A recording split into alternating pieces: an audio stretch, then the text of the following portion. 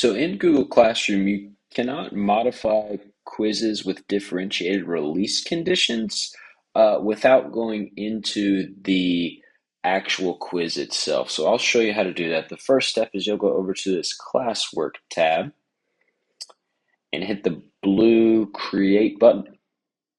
And we want to create a quiz. So I'm going to click quiz assignment.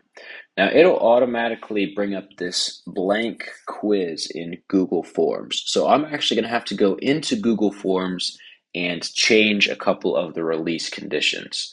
So I can click that quiz and I'm going to go over to settings at the top here.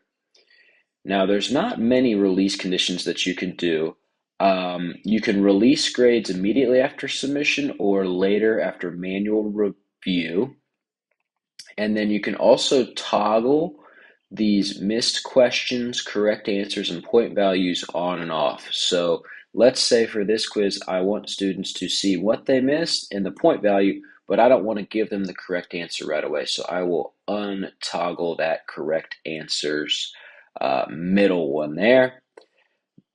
I'll leave the default question point value there. And then you can also change, depending on your class, how responses are collected. And if you wanted to limit them to one response, which is automatically done with verified email addresses.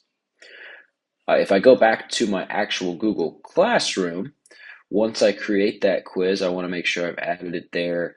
If I want a due date, I can click due date. And let's say I want it next week.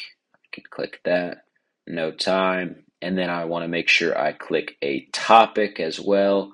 Let's say I want it in week 5. And then I also need to give this a title. So we'll give this the week 5 quiz. And since this is a blank quiz right now, it's not really going to pop up for students, or they won't be able to take it, but it will pop up in the home page if I click assign.